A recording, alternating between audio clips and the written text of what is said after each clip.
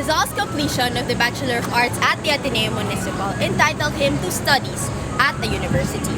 Although Doña Teodora was opposed to this decision due to what happened to the Gomborzas, Don Francisco decided to send him to a Dominican university, the University of Santo Tomas. Rizal was not certain of what course to pursue graduating with honors at the Ateneo. He was quite uncertain as to what career to pursue. He was puzzled whether to take literature, law, medicine, priesthood, or farming. Rizal's decision to take philosophy and letters as a course is attributed to the fact that this was what his father wanted. Also, he failed to ask the advice of Father Ramon Pablo, the rector of Ateneo.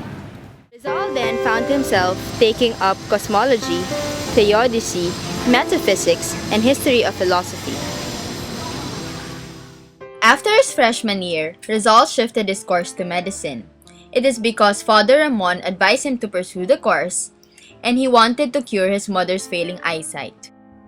Nay, magme-medicine na po ako para magamot ang inyong mga mata. Salamat, anak.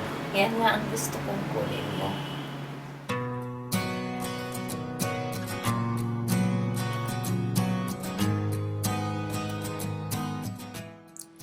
Rizal's academic performance at UST.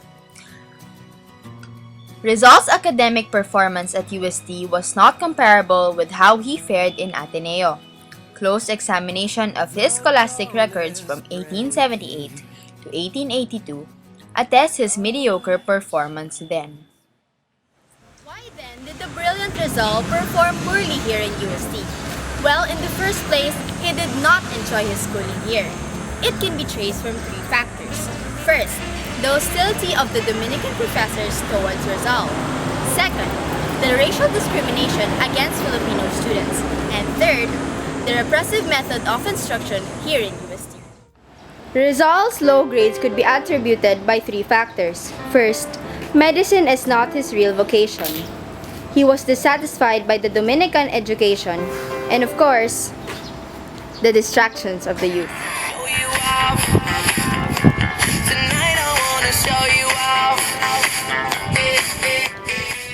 Can we go thrift shopping? What?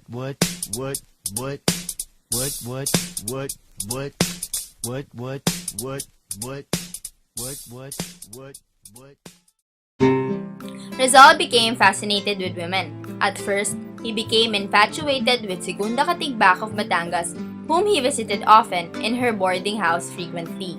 When he learned that Segunda was to be married, he turned his eyes on other women. Orang Valenzuela, his next-door neighbor.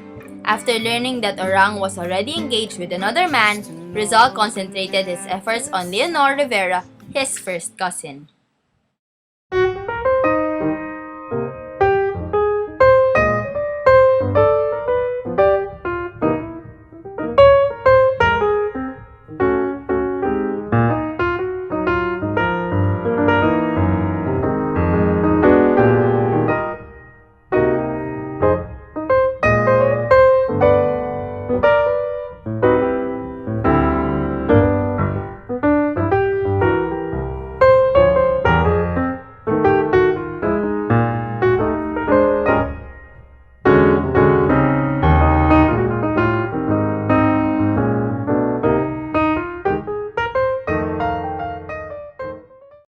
Rizal's poor academic grades just goes to show that he is not a good material for a medical course.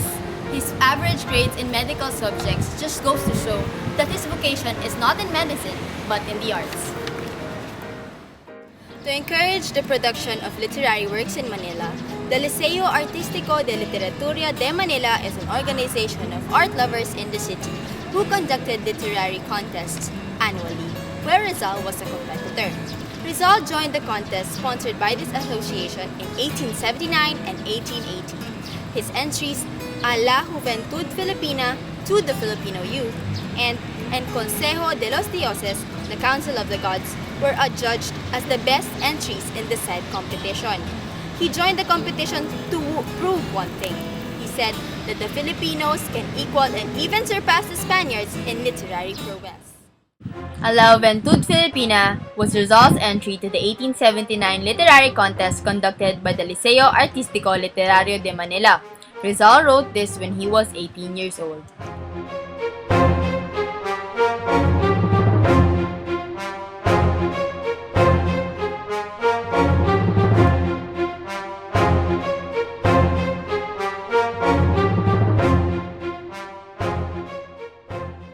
Thank you. Thank you. Thank you.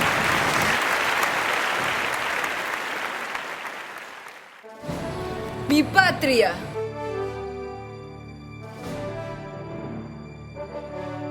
Fair hope of the motherland.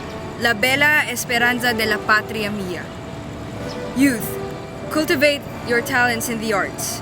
Develop your knowledge of the sciences. And look forward and break your chain of bondage.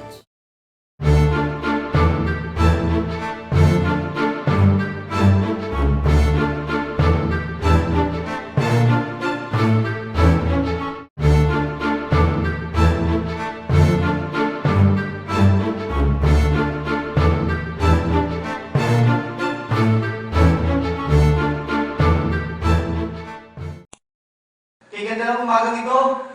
Ang lahat ay wala para sa pagsimulo sa mahal na dahil kaya. Magandang umaga po. Kayo po ba ay narito pang salubungin ang posisyon?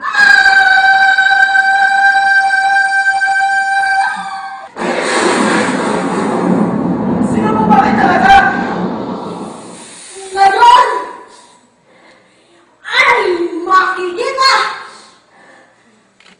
at madarama mo ang tunay kung ano at kapangyarihan!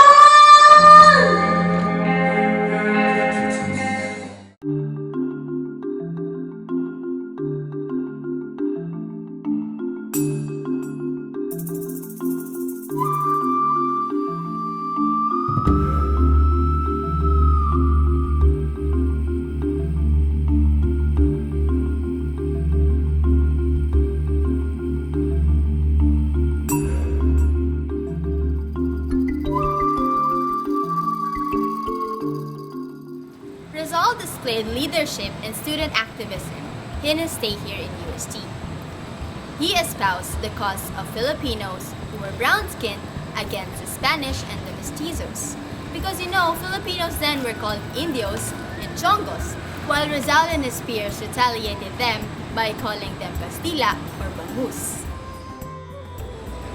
Bitter hostility existed between the Filipinos and the Spanish students of UST.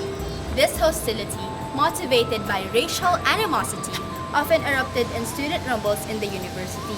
Rizal was figured prominently being the leader of his fellow Filipino students.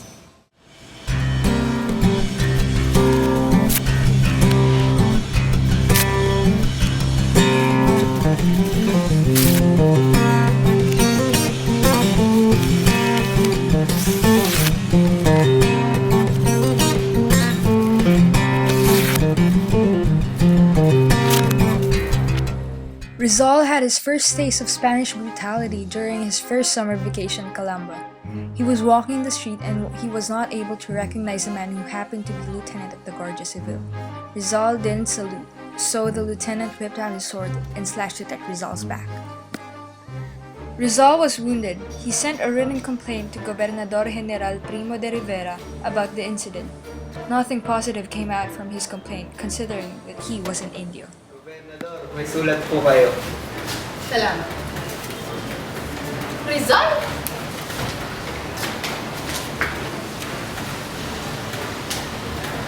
Isa kang Indio!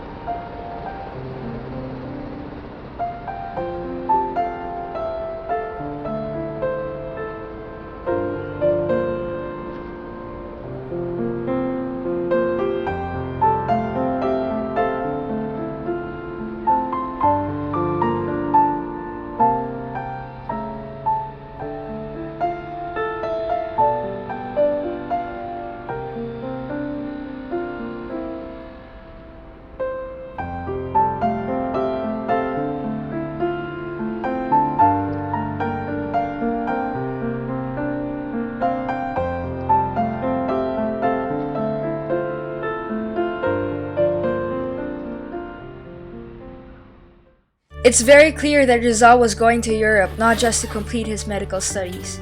There were hidden purposes for his voyage to a new world: to make a name for himself in the realm of journalism, to observe and study European society, and to prepare himself for the task of liberating the Filipinos from Spanish tyranny.